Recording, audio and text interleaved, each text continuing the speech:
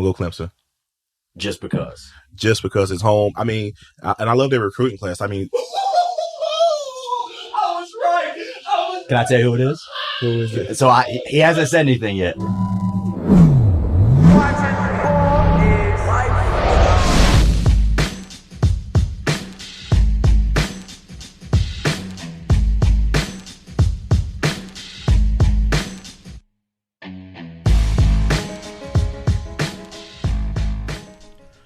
What up, man? Welcome back to the New South Podcast. Wow. Episode 2, man. We pretty much made it. We made it. Hey, we have arrived. Hey, we're here. We have arrived. Dog, yes. They can't shut us down. They can't stop this show. Well, listen, man, first of all, we want to thank everybody for rocking with us again, man. A lot of reception from last week, man. We really appreciate it. So definitely from the Rod Bridges delegation. By the way, just to introduce the people that don't know who we are, my name is Webb Wellman. I work for Ball is Life. This is my man, Rod Bridges. He is what I call a internet sensation, funny man. On the way, I'm just trying to get my blue check. Yeah. He's way more than that. It's just that sounds the best for y'all's sake. You know what I mean? Well, look, so episode 2, we got some cool stuff for you. We're going to start talking about some NBA All-Star stuff. We're waiting for Zion Williamson to make his college decision. We're going to throw that up on the big screen, make our predictions beforehand, and then react to what that decision is going to be. We'll get into a bunch of other stuff as we go, who we think the top 5 point guards in the NBA are. The McDonald's All-American selection, like I said, we'll get into the North Carolina guys. We switched the mixtape feature because the top 5 mixtapes clearly was not enough. Nope, not at all. I have no problem with that. So we're going to start doing mixtapes of the week. I've picked one. Rod's picked one. We'll show them. We'll break them down. Couple viral things that happened over the week and the new college transfer rules. So let's get right into it with the NBA All-Star selections. Let me throw this stuff up on the big screen for you. These are the starters. So just to break it down, they've changed the NBA All-Star selection format. The East versus West eliminated. No more of that, thank God, because the West was just dominating. Yeah. They've moved it to more of like a pickup ball format. The 2 top vote getters, which were LeBron James and Steph Curry, those were the captains. Let me make sure I read this right. They will select from a pool of 22 players, 8 of which have already been voted on. Those are your starting 5, and 14 that have been selected by NBA head coaches. So here behind us, we got LeBron James, Giannis, Joel Embiid, Kyrie Irving, DeMar DeRozan. Is there one hiding under there?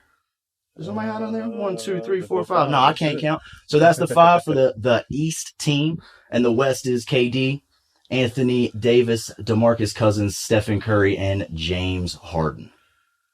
I mean, looking at this, man, I would love just to see this 5 and 5 go against each other. I mean, it's pretty balanced, I'd say. I mean, the West may have I can't say a slight edge. I mean, that's tough. When do you see a front, look at all those front court matchups. LeBron James versus Kevin Durant. Those are 2 unicorns. Right. Giannis versus AD. Those are 2 unicorns. And Joel Embiid versus DeMarcus Cousins, which I'd rather just put them in some boxing gloves and let them go ahead. I just want to see a fist fight. Yeah, absolutely. That they should promote that. They should just start talking junk and promote that like McGregor Mayweather. I'll definitely get involved with that. Then obviously, the guards, that is what it is, a bunch of buckets down there. Yeah, that's true. So to me, it's going to be interesting to see. So LeBron gets the first pick. Who does LeBron pick? Do you think he picks Kevin Durant? That's not how this works, right? Yeah, so they actually get a pick. So okay, my bad. So see, I'm learning today as well. Yeah. So they've just done this based on where they play. They're going to be in the pool for LeBron and Steph to pick from. Right. And then they pick the reserves after they pick the starting 5. Okay. So if I had to guess, I'm going to say LeBron's going to pick Anthony Davis first because I don't think he picks KD first just because he doesn't want to start any controversy. You know how Twitter takes things and kind of runs out. I'm going to go the opposite way. I think that's exactly what he'll do. He'll pick the guy that's going to cause the most chatter, get the most conversation going, because why not? LeBron to go to State next year.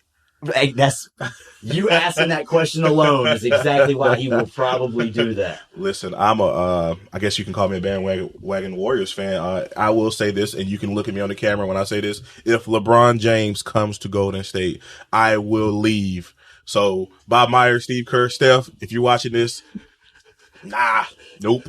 We don't want him. The only thing more controversial than him picking KD first would be if he went with Kyrie Irving. That would be some fun conversation. Oh, yeah. And then I would say that if he picked James Harden, that would cause a stir just because The Houston rumors. Yeah. Right. Yeah, that's true. Well, it's gonna be interesting to see. I mean, I would love to see Kyrie and Steph in the same backcourt. That would be just must see TV. So, Do you think Lou Williams makes the cut on the Final Four team? So first and foremost, Lou Williams is having a hell of a year. Right. I mean, what he's brought to the Clippers, man, is unreal. But numbers don't lie. Numbers do not lie. Nah. But the thing about it, you're in the Western Conference. I mean, you have guards that are deserving like Klay Thompson.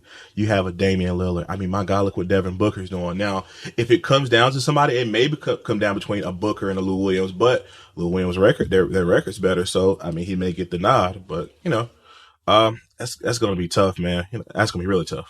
I saw him play, and obviously, you know how summer basketball is. These blurry highlights right here from Ludacris's Celebrity Weekend. Right. And I think Lou, he had like 50-something, and he hit, I'm exaggerating, he did have 50-something. He hit maybe 100 threes, which for the people who don't understand sarcasm, that's not less sarcasm, more exaggeration. Wait a minute. I mean, Dennis Smith did score 221 points in the game, so, I mean, that anything's possible. Yes, I did make that reference. He's going live? In a minute. Ooh, okay. So we're actually, hey, Lou Williams, I hope you make it. I have no insight as to whether I think that's going to happen. I would imagine a league where the players back each other up so heavy. For him to be having the year that he is, it would be surprising for one of those guys, especially the ambassador of the league, King James, to not use that last spot for a little extra spice, a little drama. Two girls like I'm Lou Will. If you just to make sure that shade isn't misinterpreted, make sure to Google Lou Williams. Two girls. GOAT. I'm going to try to pull up the Zion stuff for us. And so while I'm doing this, let's talk about this a little bit. Zion Williamson has basically spent most of this year injured. I believe, obviously, he was injured. I just don't know how injured he was. I think they might have been weighing on the side of safety, keeping him out as long as they did. Yeah. Where do you think he goes? He decides here in a minute, and he's got it down to Clemson, Duke, South Carolina, North Carolina, Kentucky, Kansas? Mm-hmm. Kansas. My heart wants to say Clemson just like everybody else, but my mind saying UNC. The thing about Zion is not your typical, he doesn't need the blue bloods. I mean, he can go to a Duke, Kentucky and just be the next great one and done. Or you can go to Clemson and be Jesus Shuttlesworth. Neon Vidal, that's the Blue Chips reference for anybody out there. You again, hit that Google. Absolutely. If you don't know what Blue Chips is, hit that Google. You're watching the wrong podcast. Yeah, you need to get on that. Absolutely. I think, first and foremost, Zion is a great, great kid. At times I spoke with him, times I talked to him like on Twitter and things. A great kid, man. Humble kid. I mean, you rarely see a kid that talented, that humble. I think, going to Clemson, he'll be home. And for 1 year, I mean, you're going pro. I mean, why not enjoy being at home, You're going to have to tell us because I can't pull it up. Yeah. So producer Don Juan is going to hit us with the news once it goes down. So I'm going to put you on the spot. Tell me where he's going. I'm going to go Clemson. I'll go Clemson. You see it live here. I'm saying Clemson. I'm going to go Clemson. Just because? Just because it's home. I mean, and I love their recruiting class. I mean. I was right. Can I tell you who it is? Who is it? So he hasn't said anything yet. He went to Duke. Holy crap. Hey, Hoop State. He just committed to Duke, son. Do you see Rodney's face? Oh my God! I was just talking about it with you right before we started. You just called it. Look at his face. That's real. Whoa. That's real. Oh. Let's make sure we got his highlights rolling while we talk about it. Wow. Yo. Zion Williamson has just committed to the Duke University. Yo. Wow. Coach K strikes again. Wow. So just to put in perspective, Donnie. Producer Donnie behind the camera has been covering Zion exclusively since Ball is Life has started covering Zion. He learned pretty early on that Zion grew up a Duke fan. Mm-hmm. When he said that, me and him both said, that's where he's going. And then it wasn't until I've been on that this whole time. And then, a week ago, I don't know if he's just messing with me or trolling me or what, but he said he's going to Clemson. And I'm like, man, come on. And the reason I either A, didn't want him to go to Clemson, or B, didn't think he would go to Clemson is from what John Wall told me, during no off season, our little piece this summer. He said, I asked him what he feels like the best decision he ever made was. And he said, going to college away from North Carolina. Because A, it enabled him to grow up, become a man. He couldn't just ride up the road and go home and, have his mom, pat him on the head and tell him everything's going to be okay. Right. He also got away from, John's a loyal guy. Zion's a loyal guy. And so at a certain point, it's tough to say no sometimes. And so to remove yourself from the, hey, can we get tickets? Hey, can we do this? Hey, do you want to go with us here? Hey, we should do this.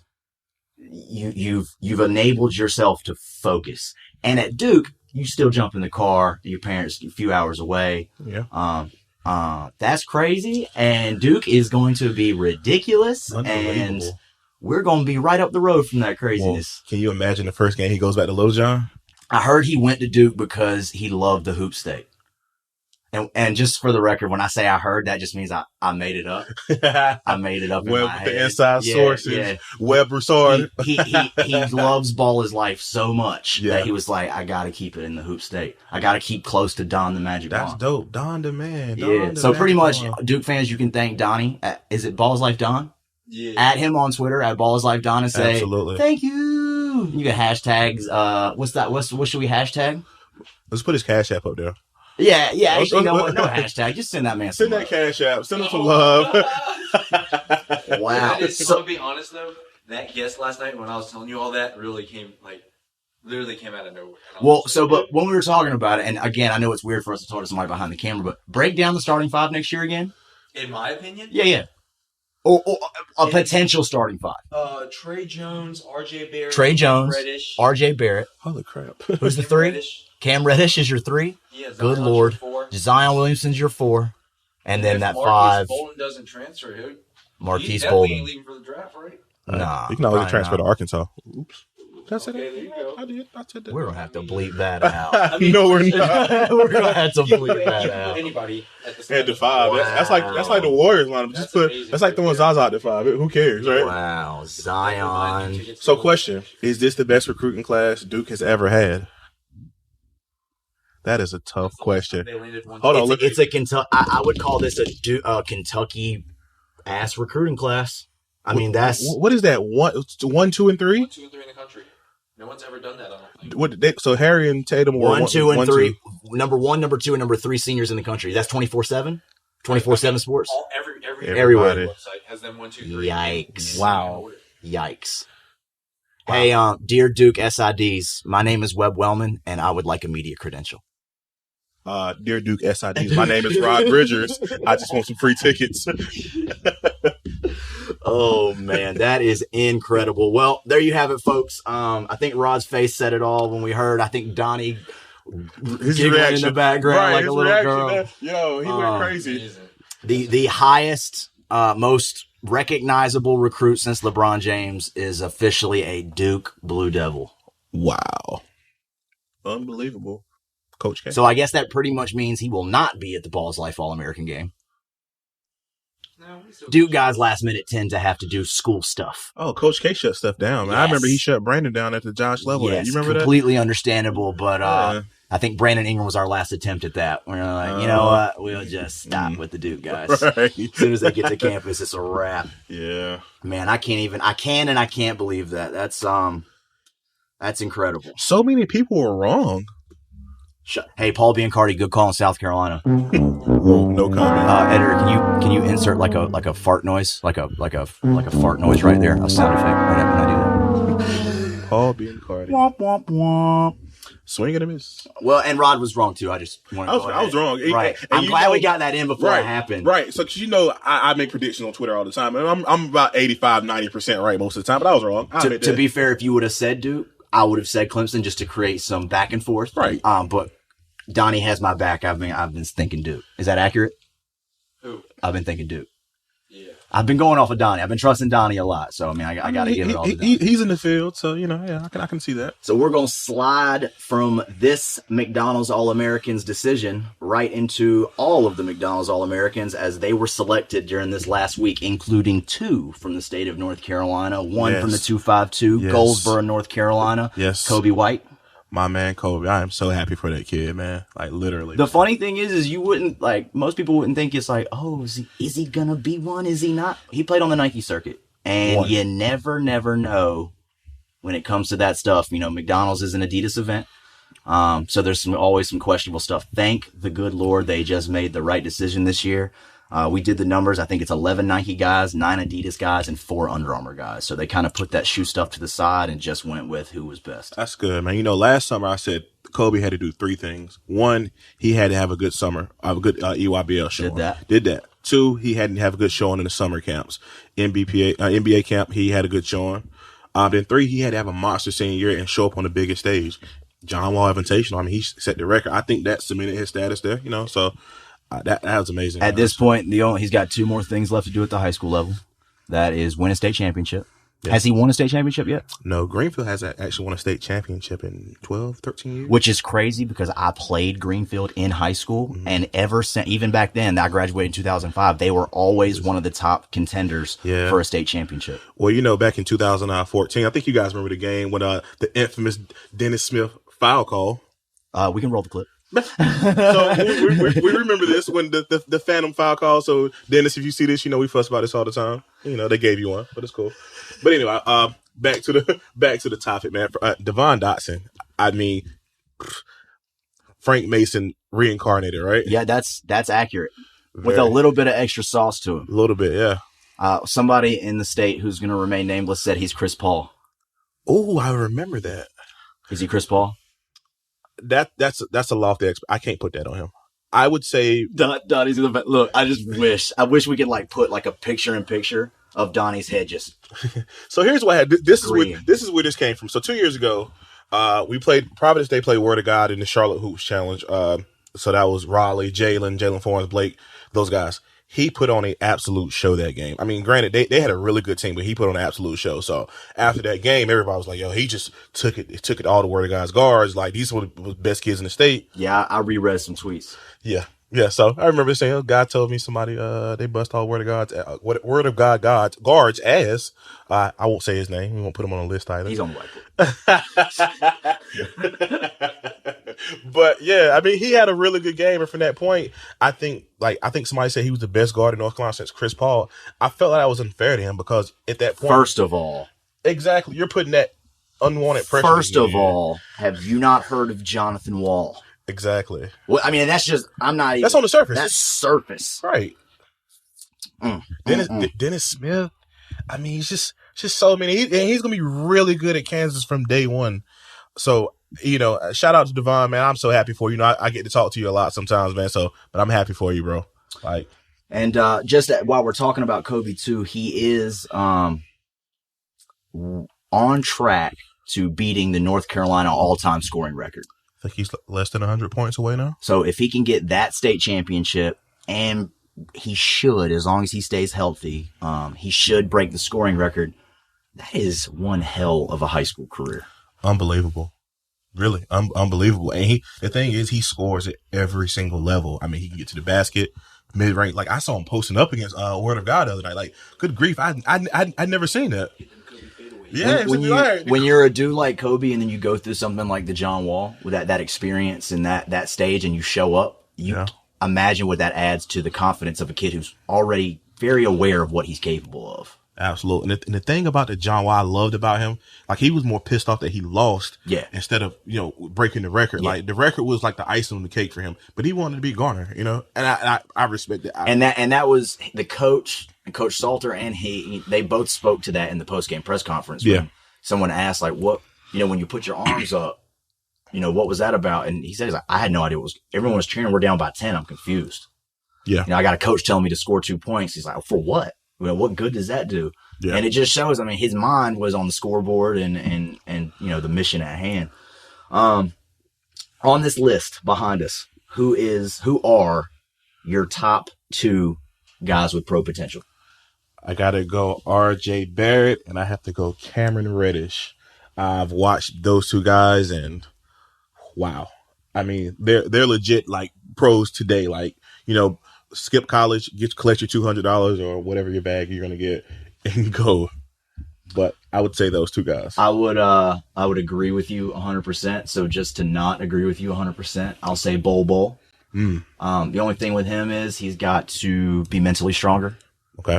Understand the work ethic involved. I think is that a good way to put it? Yeah. Mental. He's got to understand the mental side. Right. He's just got to work harder than everyone else, and that's a tough thing to do. Right. And then obviously, I mean, just because you didn't say it, I mean, Zion's up here. And we need to change that undecided to Dre do. Braun. I like Keldon Johnson too, man. I've watched some of his clips. He's a pure dog. He's the type of dude, and we saw him to start the AAU season this past summer, and it was obvious real quick who the best player on Boo Williams was. But he's one of those guys I could see going through his entire college career not getting any shine, and then a few months before the draft, everyone's talking about him being a steal. Yep. I could totally see that going down. All right, well, let's shift over to the next topic, which I'm actually not really looking forward to because I am extremely biased and extremely aware of that. We are getting ready to argue. Let's talk about the top 5 point guards in the NBA. And I'm going to let you start. Okay. And I feel like the best way to do this is one by one. One by one. Right. Do you want me to go from 1 through 5? Let's start with number 5 and work our way back to number 1. So if I go number 5, I'm going to go Damian Lillard. I feel like Dame's the most underrated point guard in the NBA because he's just as talented as all the point guards. But when you're out in Portland, you're not really winning. You don't get a lot of love. I mean, Lonzo Ball got more All-Star votes, and that's just a crying shame. Like, thank God they changed the format. Absolutely, because that's ridiculous. Right. Number 4. No, I'll give you my 5, and then we'll go 5 and 5. Okay, cool. So my number 5 is Kyrie Irving.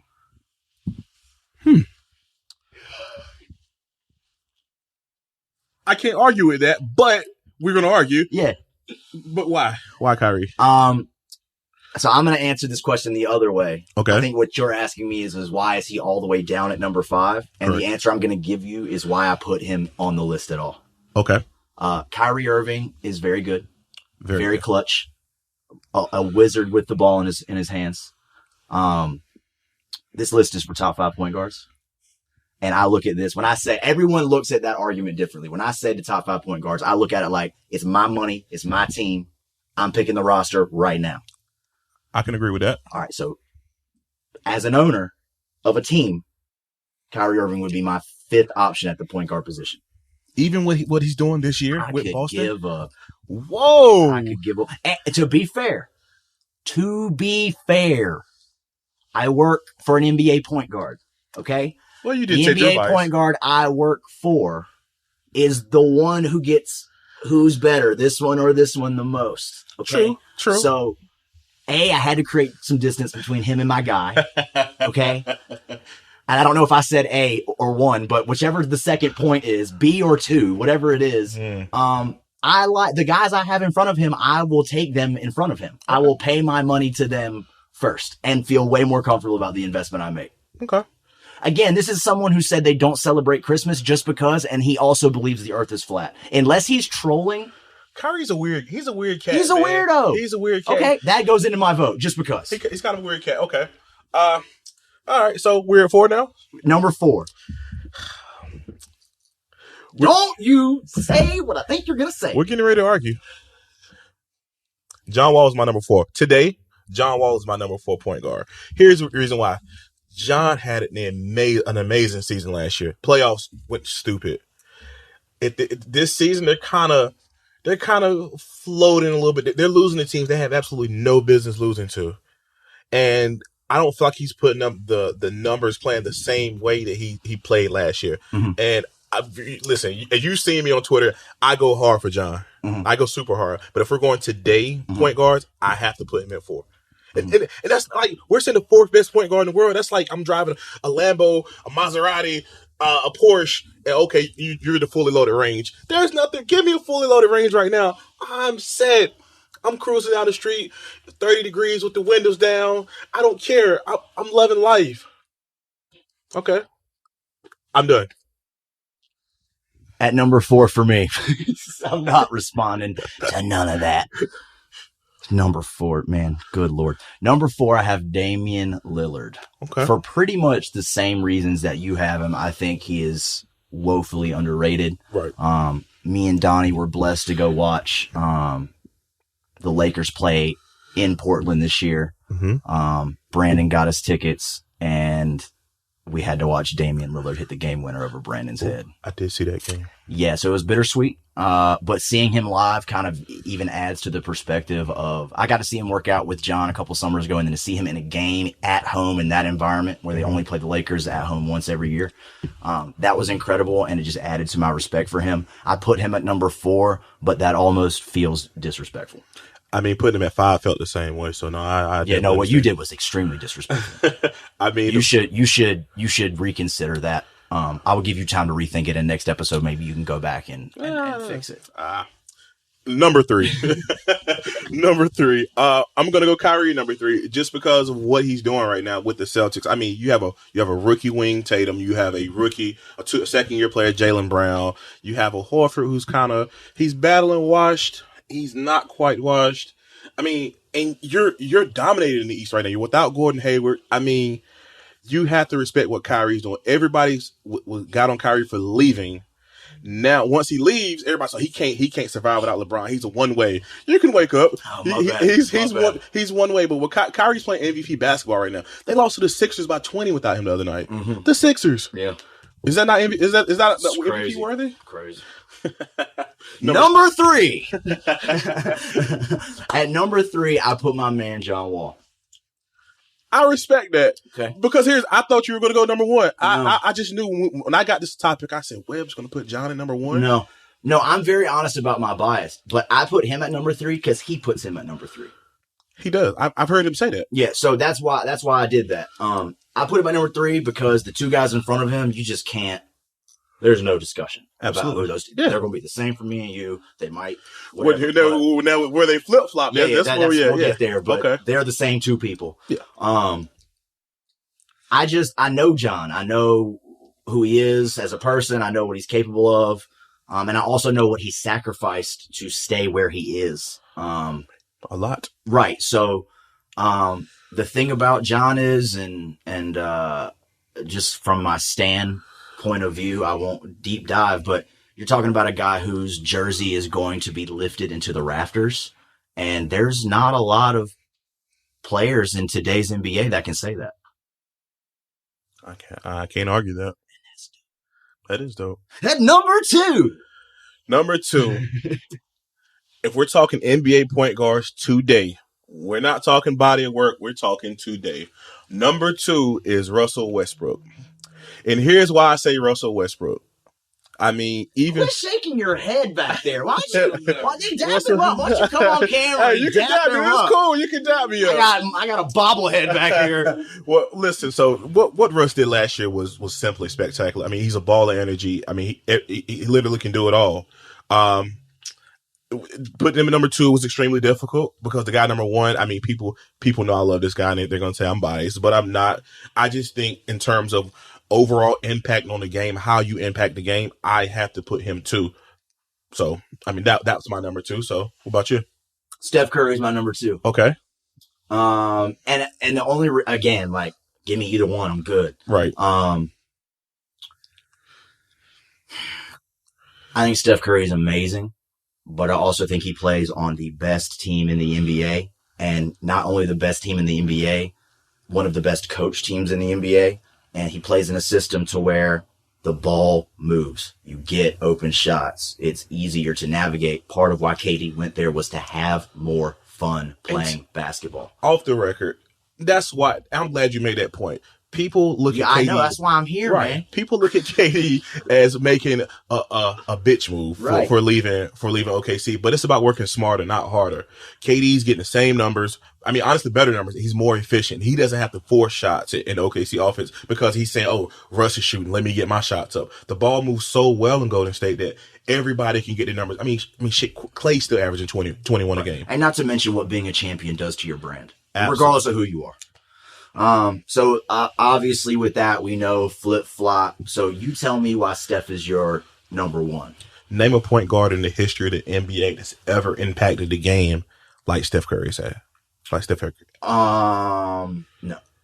I mean, if you watch Golden State when he was out versus when he's back now in terms of how the ball moves, how the entire defense shifts. Like, even look at the finals. KD was driving down the lane getting wide open dunks because they were so scared that Steph was in the corner shooting a three. Like, the fact that he can change an entire NBA defense being 6'3" and unathletic is mind-boggling. He's one of the only players in the NBA you literally have to worry about him from a defensive standpoint as soon as he's inside the lines. And you've never seen that before. Right. So, and this may be another topic for another time. I personally think Steph Curry right now is probably one of the best 5-point guards to ever play in the game. But that's another topic for another day. I mean, let me put the proper spin on that hot take. Okay. He's definitely set up the foundation of his career for these first, however many years he's been in. Correct. He's set up that foundation to build that kind of house. Correct. To build a Hall of Fame type career. To build something that eventually, if the situation and everything stays proper, he can put himself in that conversation. Because you do that by breaking records. You do that by winning championships. And the way they look right now, they all seem like a happy group of dudes over there hooping in Golden State. Warriors in 3. I'm not, but you can't, that's not. It's not possible, but if it was, Warriors. And so I put Russ number one because, I can't explain Russ. Okay. He's a monster. If I look at Steph as a unicorn type player, so it's somebody that just doesn't make sense how he's that good. I look at Russell Westbrook as this dude is a monster. It does not make sense how fast he goes and how skilled he is. And how he's able to fill up the stat sheet. Now, last year was a setup. They knew they were going to tank. So why not let him go? Let's clear the space sometimes. Let him grab these extra boards. That's being a teammate. That's incredible, and it was incredible to watch. And until he cools off all the way, I can't move him away from that. Let me ask you this. Do you feel like Russell Westbrook's stats were... Do you think it hurt the development of other players? Look at Victor Oladipo. He's an all-star this year. He was an OKC last year. Everybody called him trash. I don't care. What he did last year didn't make any sense. It was amazing. It was amazing. And it's not like triple. I don't care. I don't care if it was a setup or not. You got to get a triple-double. It's true. How many did he have? 40-something? Yeah. 1 million? 300,000? Some crazy amount of triple-doubles. Yeah. I don't care about this. It's a business. And in that situation, if you're not going to win a championship, let your best player do what he wants to do. Let him get the MVP. Right. And now what he did was he let other players see, like, this dude's a freak. Let me go. Let's go squad up. Well, we'll see how that lasts come June, July. So to be fair, all 5 of ours were the same. Yeah. That's just true. in different order. Yeah, I thought I was going to put Chris Paul there. I would say he's 6.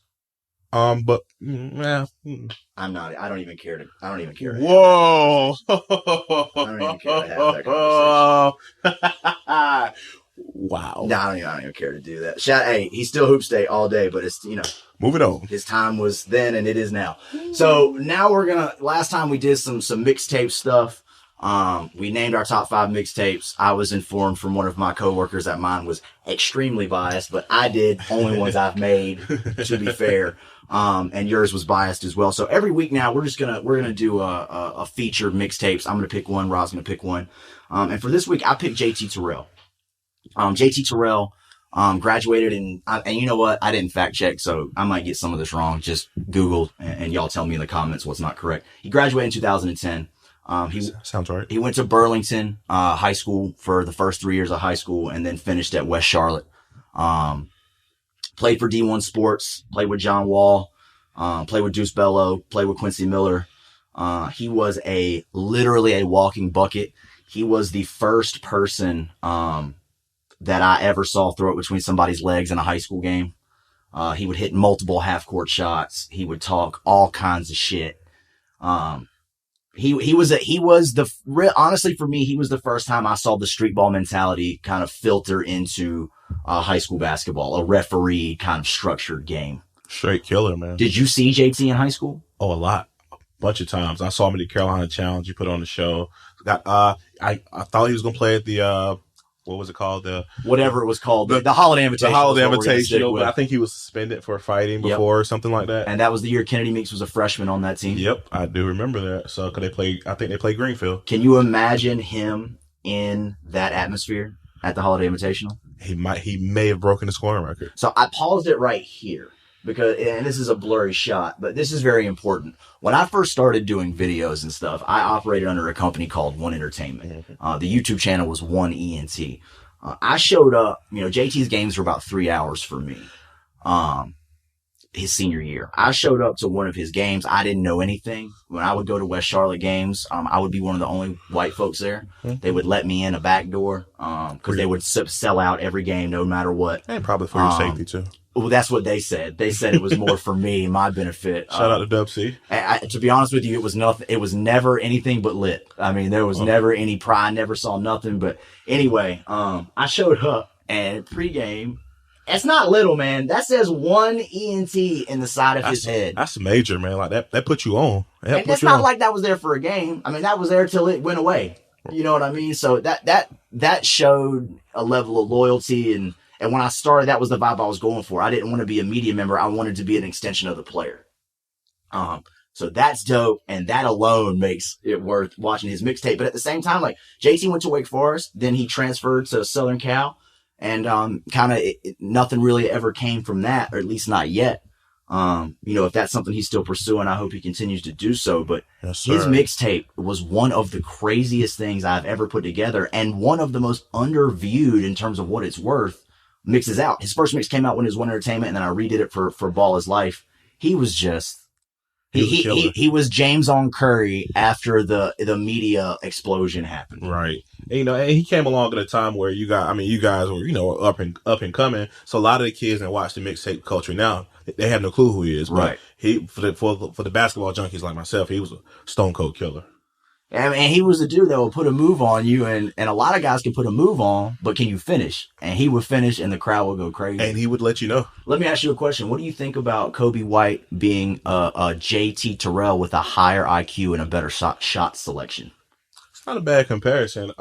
Obviously, they are different players. Their style is much different. But in terms of their ability to put the ball in the basket at any point in time, the scoring threat, I haven't seen. That's after Kobe, for me personally, it would be JT in terms of guys able to do it. I think JT handles it a little better than Kobe in terms of breaking you down with the dribble. You say that. I think he's saucier, but I think Kobe's tighter. I think that it's less likely Kobe's going to lose the ball. That's true.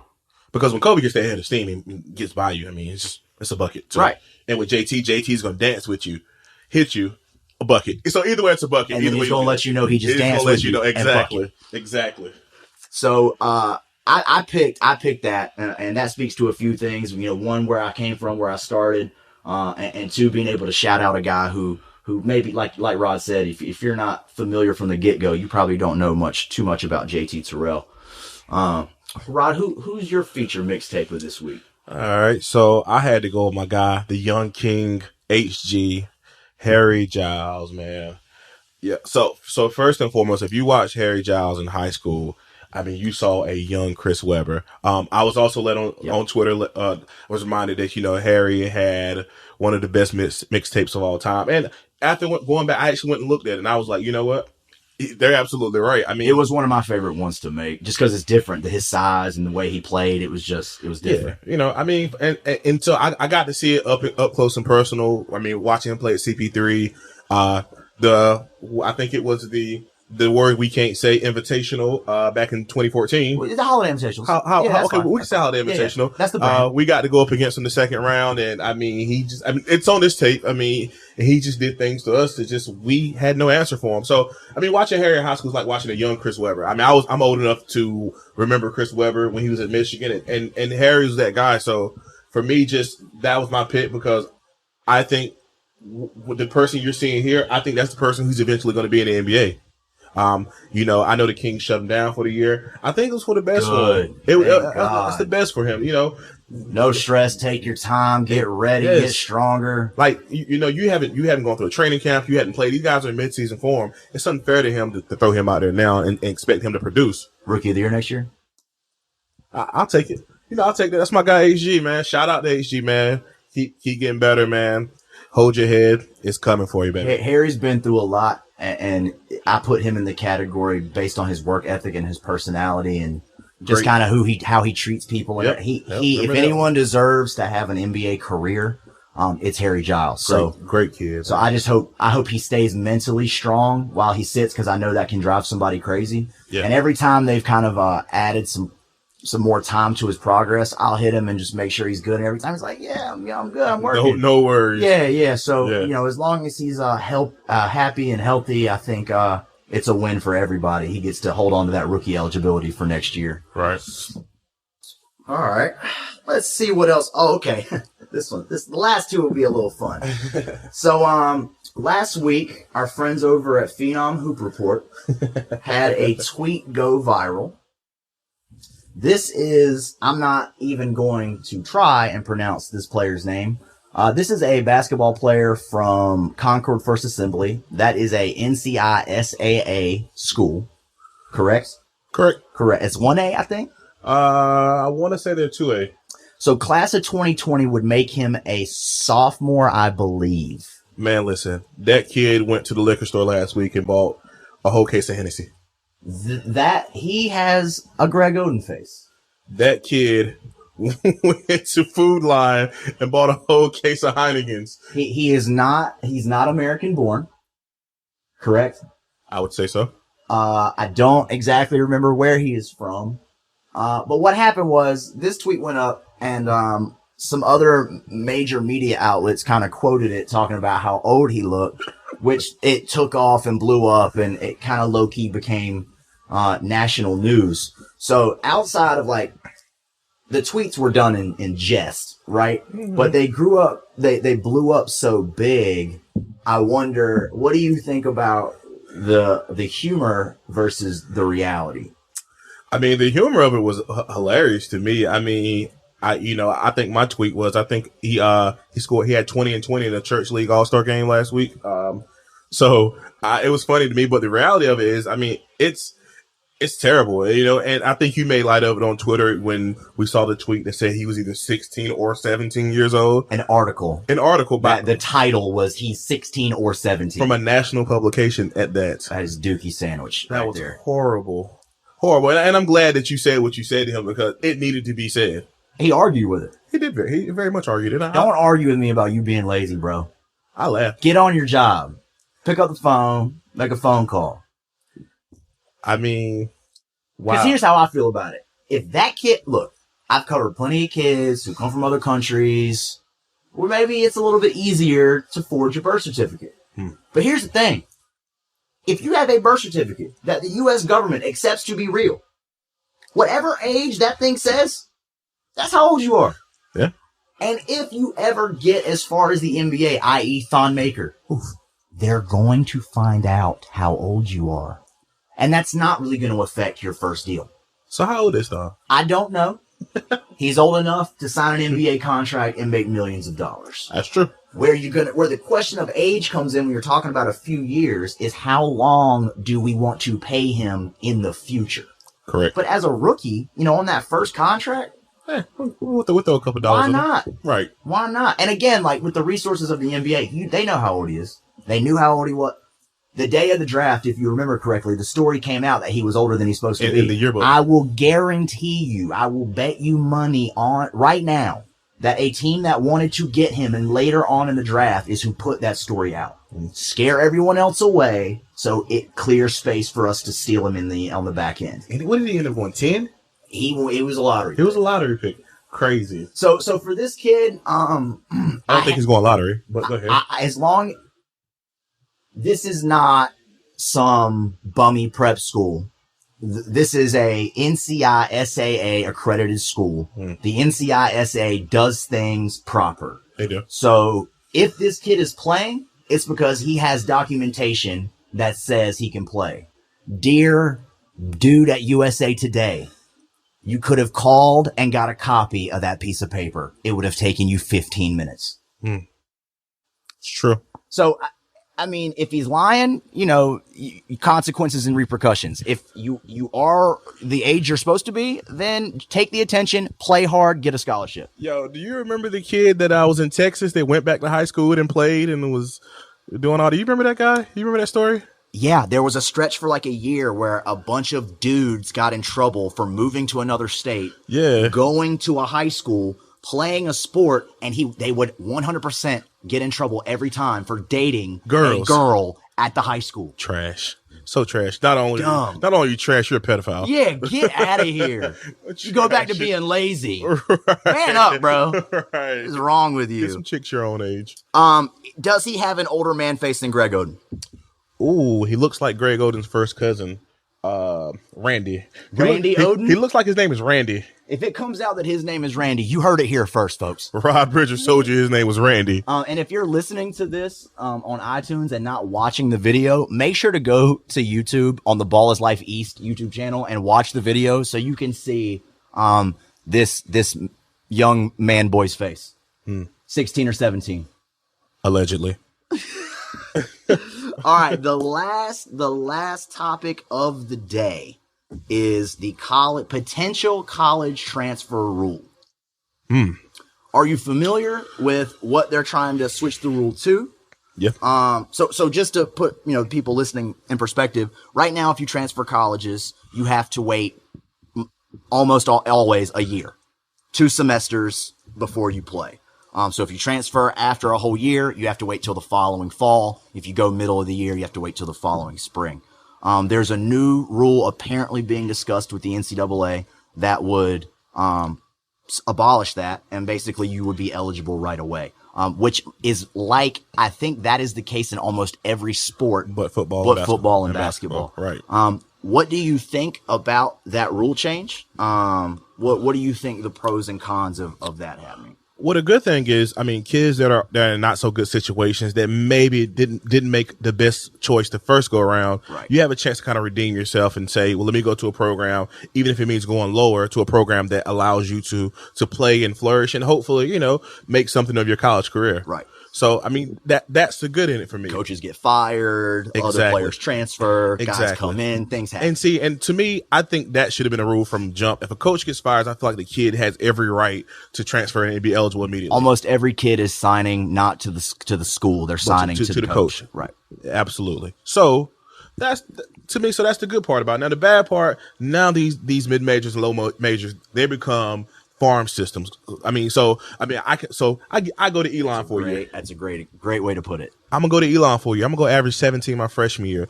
Oh, guess what? Guess who's calling me? Oh, I got a call from NC State today. I think you may want to transfer. Or Virginia. I mean, you can go literally if you average 17 points as a freshman, you literally can go anywhere you want to in the country. Well, what happens when, let's say we take Zion today? Correct. Let's say Zion said, I'm committing to Duke University. Mm-hmm. I'm going to play my first year of college basketball at Duke University. Mm-hmm. I'm then going to leave Duke University. I'll be making my second college decision sometime in March of next year.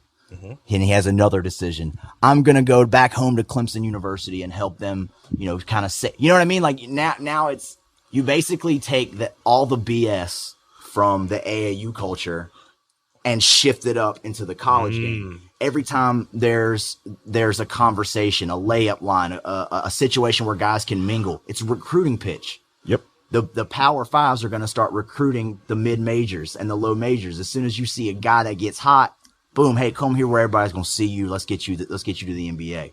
You're basically going to abolish the Cinderella story. Yep.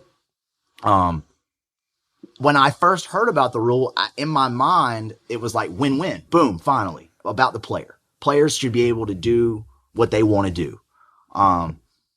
When you really deep dive it, it's like, I don't think the rule change is going to be worth all the BS that's going to come with it. And at the end of the day, the fix is NCAA use all that money, hire more people, and deal with it in a case-by-case basis where you're keeping what's in the best interest of the player and the game first. Couldn't agree with you more. And that's not going to happen, obviously, but it's really not that difficult to do. That's true. Oh, your family's sick. You want to go closer to home? Go. Oh, your coach got fired. Oh, they recruited over you. Oh, blah, blah, blah. Go. Oh, this is the third school you're trying to go to in 3 years. Nothing major shifted. You just don't like where you're at. You're going to need to figure that out. Maybe next year, come back and reapply. True. So, I mean, the thing is, it's just so many different layers to it. So, and you wouldn't even, until you start reading about it and deep diving it, you wouldn't even think that it would Almost every major news outlet I saw write about it and had coaches talk about it. It was like, this is going to be a cesspool. It's going to change. Like, this is going to destroy everything. Well, listen, one thing it'll do, it'll improve kids' grades because there's a wrinkle. From what I'm hearing, it's anywhere from a 2.75 to a 3.0. Right. You have to have that transfer. Now, a lot of athletes, I'm not bashing them, they don't have that. Right. So, I mean, it gives kids, if you want to transfer, you still have to sit if your GPA is not to that certain level. So, in a sense, it may help kids, improve their scores. It may improve APR scores. I mean, I'm not as knowledgeable about the APR, but I just feel like the way it existed, the way I've always felt about that rule is, if you really want to transfer, if that's really what's in the best interest of you and your career, you're not a one and done player. Right. So no one's keeping you from the money right. Immediately. If you really want to transfer, if that's really what's best for you, sitting out a year, that's a decision. That's true. Is this bad enough to where I'm just going to take myself out of the game for a year? And that's the toughest decision to make. I can speak for, example, when Jalen transferred from New Mexico to Arkansas, the biggest decision he had to make was, do I really want to sit a year? Is this really worth me sitting? And then is everything that school promised me that it's going to be? Now, not only do I have to hope it's like that when I get there, but I have a whole nother year in between for something else to go on. Exactly. Grad transfers. I mean, coaching changes. You never know. That's just, like I said, the surface of that seemed like a good thing for the players. As soon as you start to get into it, it's like, ooh, man, what a scary, scary place. Right. Well, look, we done it again, man. Yeah. Yeah. So, episode 2 is coming to a close. You have made it to the end. If you made it to the end of the first one and you made it to the end of this one, you are the MVP. You need to get on Twitter. You need to @Rod_Bridgers. You need to @BallIsLifeEast with the hashtag The New South and let us know you made it to this point in the podcast on the first one and the next one. And maybe we'll get some Ball is Life gear out to you. Ooh. Maybe we'll start. Can I get me a little t-shirt, a little extra? No. We'll bribe our viewing audience though. You got to negotiate that into your contract. I'm glad you said viewing audience. Excuse me. Viewing audience. Yes. Let me get that right. Yes. So look at the camera here. Hey, Rod Bridgers. Hey, Elite 50 Middle School Hoop Showcase. Yeah. Get your promo off. 4th annual Elite 50 Middle School Hoop Showcase, February 10th in Wilson, North Carolina. The first annual Elite 50 Winter Classic, ages 11U to 14U, February the 17th, 18th in Raleigh, North Carolina. Man, we're lit. Elite 50, man. Go to Rod's Twitter @Rod_Bridgers. Go to the media tab on that page, and go down and you'll see the flyer for it. Yes, sir. Shout out Ian Pierno for putting that together. The GOAT. The GOAT of graphic. I don't really want him to hear me say that yet. He's too young for me to call him the GOAT. Oh, yeah. He's working on his 10,000 hours though. Oh, he's much farther ahead than most. He is, man. Shout out to Ian. He's a young talented kid, man. Hit Rod's page. That's a great thing he's doing for the kids. Doing it for the right reasons. Absolutely. And that's at the end of the day, when it comes to, middle school athletics, high school athletics, you just want people involved that care. So shout out to Rod for that. And Ray's involved in that. Yep. Shout out my man Ray on Prospects, man. Holla at Ray. So one last thing too, last week I didn't do this, so I have to do this today. So most people don't know I had the birth of my first baby girl. Yeah. October the 8th, Carson Alexandria Bridgers. Daddy loves you. Mwah, be home soon. Shout out to my wife Candace. She told me I needed to shout her out too, so that's cool. But, well, look, the way we can grow and the way that we can make this thing bigger is if you guys will be so kind. If you're listening on iTunes right now, hit that subscribe button. Yes. If you're on our YouTube channel and you are subscribed, hit the like button for us. Give it that thumbs up. If you are not subscribed, do it. Hit subscribe and comment below The New South and let us know that you're here for us. Yes. You can find us on Twitter. Like I've said, Rod's at @Rod_Bridgers. I'm @BallIsLifeEast. Let us know what you want to hear about, what you don't want to hear about, what he does right and wrong and what I do right and wrong. And, all the good, bad, and ugly, everything in between. We appreciate y'all so much. And the first episode, it went so well. And I feel like this one has gone really well too. So I hope you enjoy the rest of your Monday, and we look forward to catching up with you guys a week from today, next Monday, for episode 3. For now, that's going to be a wrap. This is The New South, and we'll see y'all next week. Episode 2, New South, we out of here.